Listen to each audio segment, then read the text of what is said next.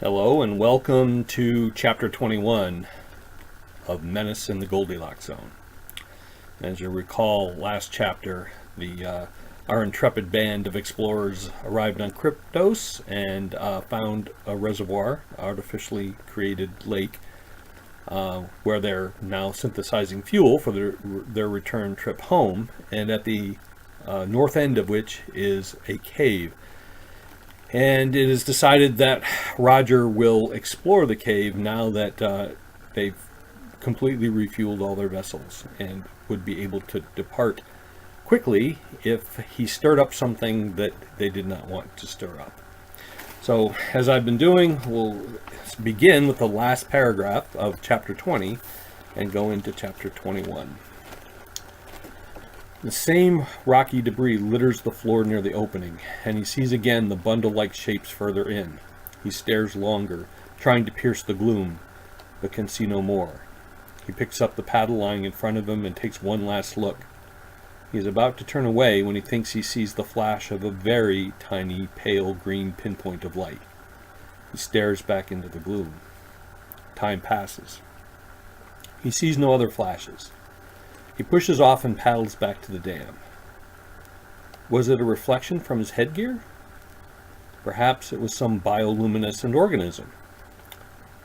Perhaps it was what Peregrine feared. He would find out the next day. Chapter 21. Necessary Risks. Peregrine paces agitatedly at the dam's edge as Roger prepares to leave. "Remember to leave your tablet and communication device with the boat," she says. "And is your weapon fully charged?" "Yes," Roger replies patiently. "You asked me to see to that last night." Good, she says, resuming her pacing. "Set it at 10 or 20%. Remember, you don't need to destroy anything hostile. Just disable it." "I have set it at 10%, as you suggested last night." Good, she says again. "And remember, if you find the artifacts, take them and leave.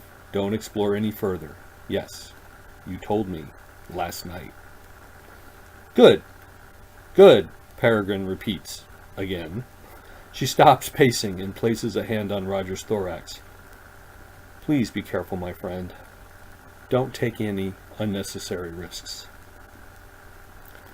"I assure you," he replies, patting her hand, "I will take only necessary risks."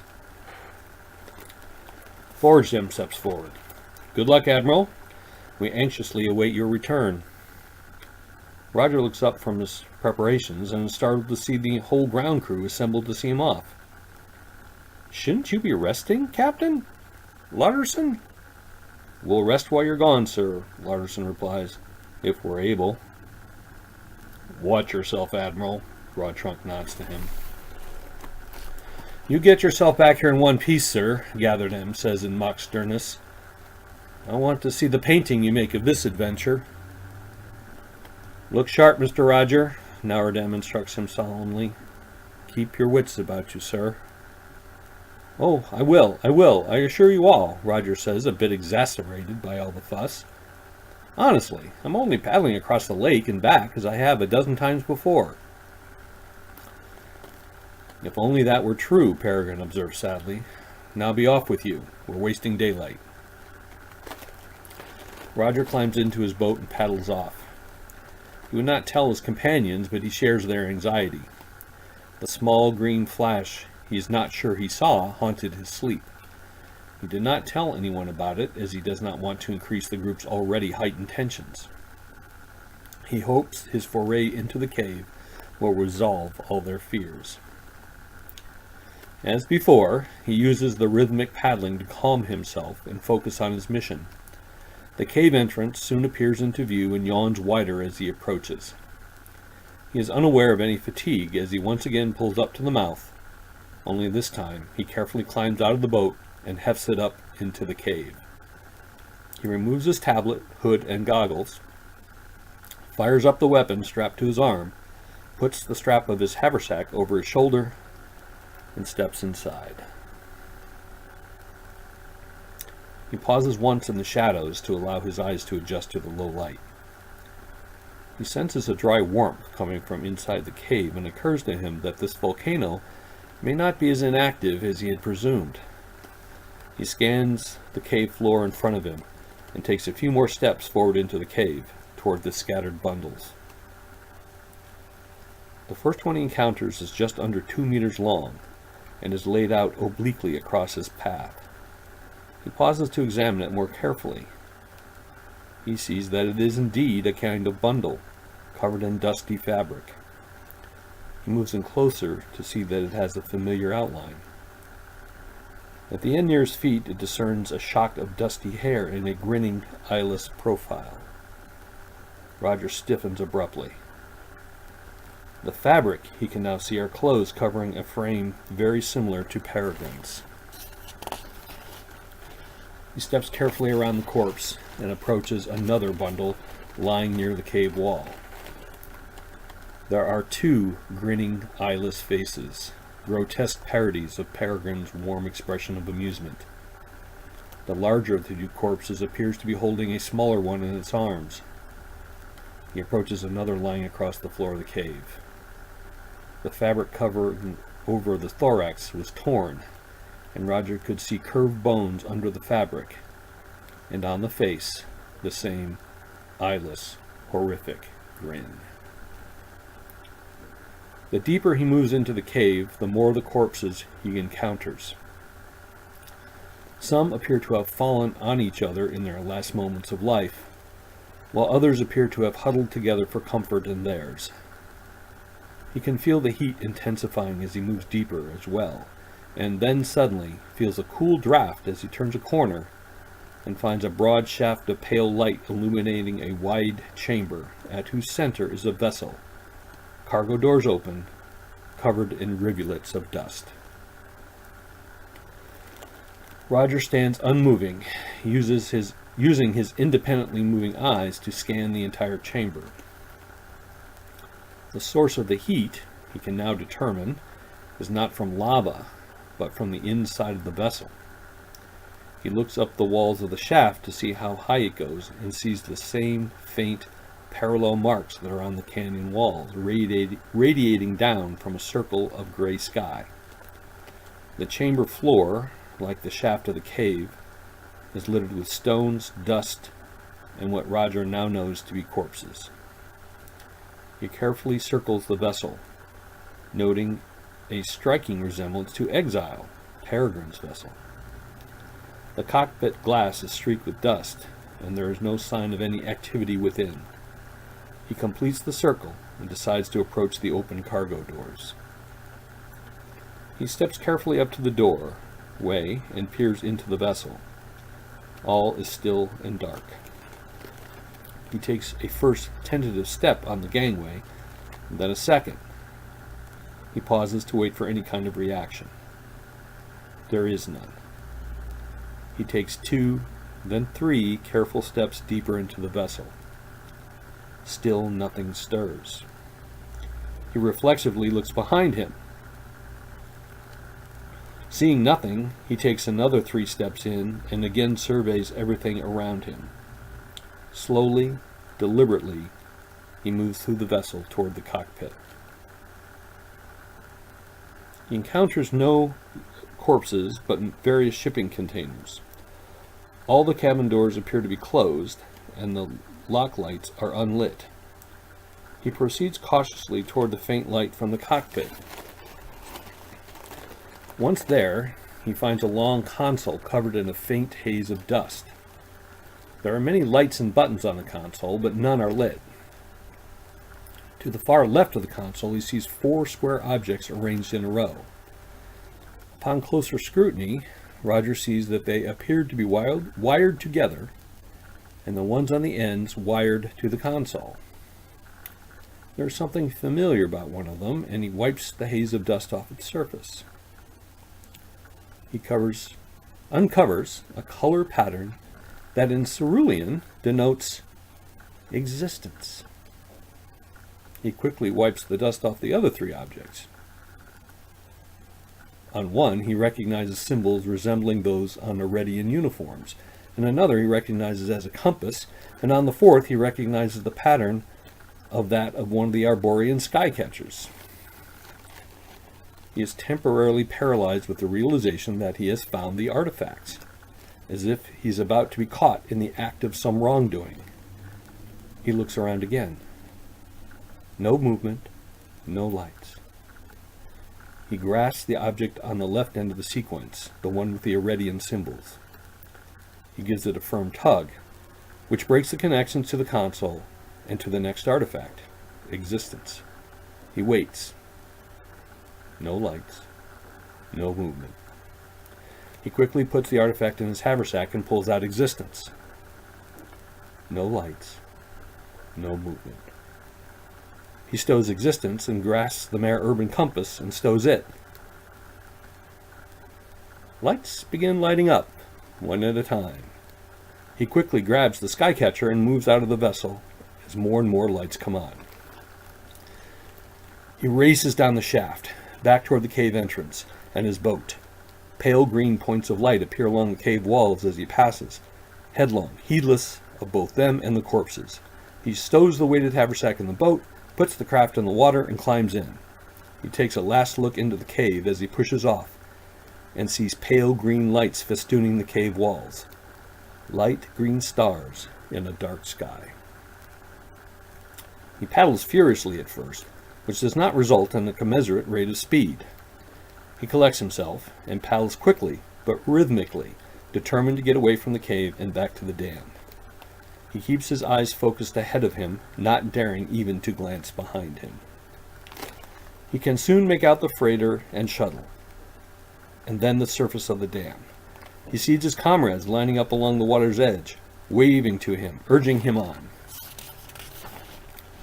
"I'm coming as fast as I can," he thinks to himself. "A little patience, if you please."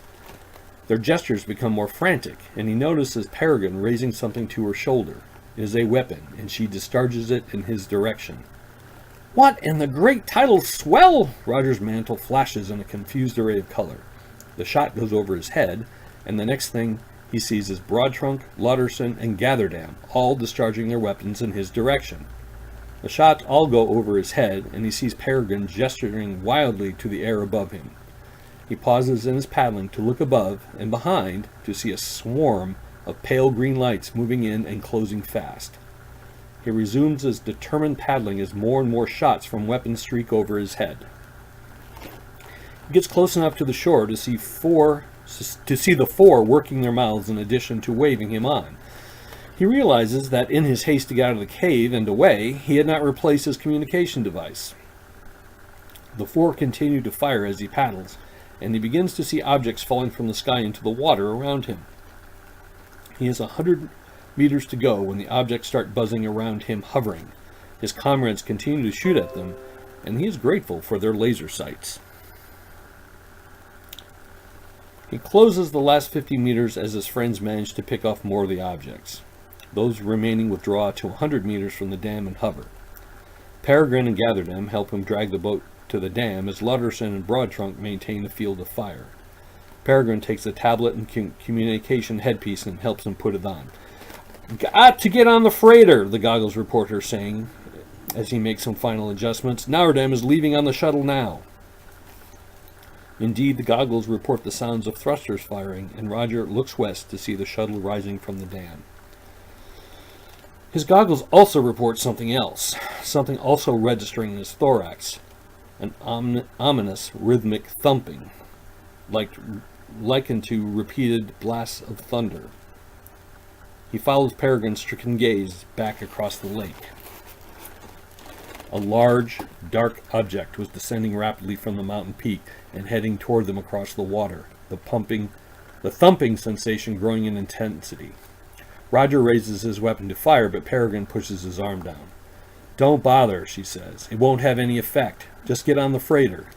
They turn it just as a massive explosion rocks the dam. Roger finds himself lying face down, covered in dust and gravel. He sits up and sees Gatherdam rushing to the dam's edge. "Crinkles!" she is evidently crying. He gets to his feet and sees Peregrine and Broadtrunk doing the same. Take these and get on the freighter and fire up your weapon, the special one, he tells Peregrine, handing her the haversack. I will get those too. He doesn't wait for a response and scuttles toward the edge of the dam to find Gatherdam cradling an apparently unconscious Lutterson. Wake up, dearest, wake up, she is saying. We need to leave. Please wake up, she pleads. Yes, we have to go, Roger tells her. Let me carry him.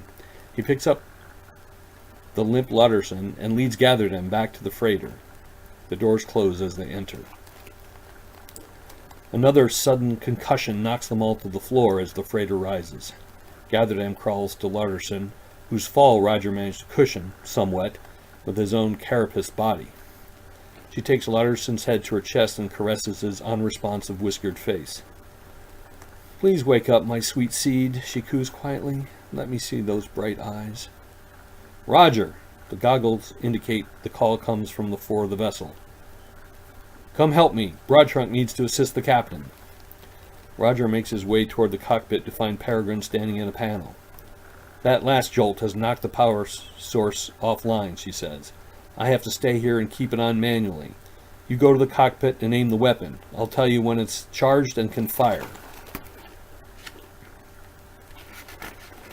Another jolt rocks the freighter, and Roger sees out the viewport the rapid approach of the dark vessel, whose weapon discharges again, and at which Forged executes an abrupt but effective evasive maneuver. I feel I need to remind you all that this is not a combat vessel, Forged says dryly, so I'd really appreciate it if you could shoot that lump of scat out of the sky, and soon.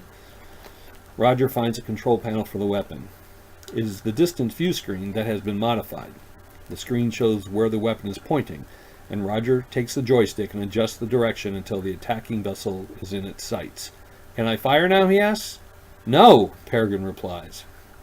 Roger looks at the screen and the approaching hostile vessel. How about now? No, Peregrine repeats. It's not fully charged. Now? No! Now would be nice, Forgedom adds as she executes another maneuver to avoid being blown to bits. How about now? Roger asks again. No! We are going to be able to fire that thing today, right? Forgedom asks wryly as she executes another violent maneuver. Not that I'm in any kind of hurry or anything. Now? Roger asks yet again. No! It's getting really close, Roger observes. Now? Now! Now? Yes, now! Roger pulls the trigger on the joystick. No flash, no vibration, nothing to indicate that anything had happened. Are you sure this thing works, he asks, just as he sees the attacking vessel dive straight into the dam. The impact sends water and rock flying. Forgedom and Broadtrunk strain at the controls to gain altitude to avoid the debris. They soar over the lake and circle around to see a swell of rushing water push the vessel over the dam and tumbling down the side, fragments flying as it went.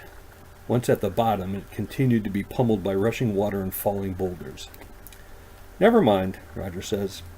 It worked. Broadtrunk, take the helm, Forgedom says. I need to check on Lutterson. Roger follows Forgedom to the cargo bay as the freighter shudders through the atmosphere. Gatherdam is still cradling Lutterson as they arrive. Will he be all right, Captain? Gatherdam asks. He's so still. Forgedom puts an ear to the crewman's chest. He's breathing and his heart is still beating. He's alive at least. We need to get him strapped into a bunk. I'll get him, Roger says, and picks him up. He follows Gatherdam into a cabin and helps her strap Lutterson in. He needs medical attention, Forgedom confides to Roger grimly, and we're more than 100 days from Mare Urba. There's the Aredian base, Roger points out. They're sure to have medicos there. They'd be Aredian, of course, the captain observes, but they would be better than nothing. She pauses a moment. Well, didn't that admiral, what was her name? Gape? Didn't she say the fleet was at our disposal? And all we're asking for is a medico or two, Roger says. This is not going to go over well with Peregrine. No, she won't like it, Roger agrees, but I doubt she'll begrudge Lutterson his life. Forgedom returns to the cockpit to steer the freighter into the Rotvine's hold. Roger returns to Lutterson. He's still not moving, sir, Gatherdam observes anxiously. Oh, Mr. Roger, he can't die! He can't die! Now don't worry yourself, Gatherdam. The captain is taking us to the Aredian base, where they will have medicos to fix him up. Do you think they can help him, sir? Her hopeful look is like a stab through his carapace. Yes, I do. Roger tries to project a confidence he does not feel. We'll get him there as soon as we can. Lauderson is much easier to move in 0G, and it is Gatherdam who carries him off the freighter and to her cabin. Foragedam and Broadtrunk are next, with Peregrine and Roger bringing up the rear. They catch up to Foragedam at the communication console. Burrowson, Foragedam is saying at the console, contact the Iridian base and tell them we are coming with a medical emergency. Yes, ma'am, they hear Burrowson reply. Captain, you and Peregrine had better come to the cockpit right away. You need to see this. What? Why? Is something wrong? Well, yes, ma'am, Burrowson confirms. Come see for yourself. The four hurry to the Rodfine's cockpit. What's going on, Burrowson? Foragedam demands. Look here, ma'am.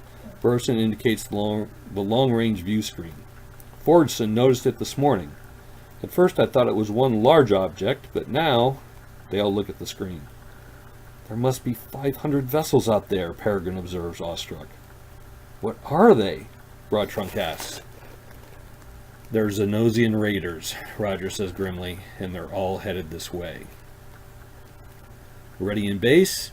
This is Arborian passenger liner en route to Arboria, Foragedam speaks into the transceiver on the cockpit.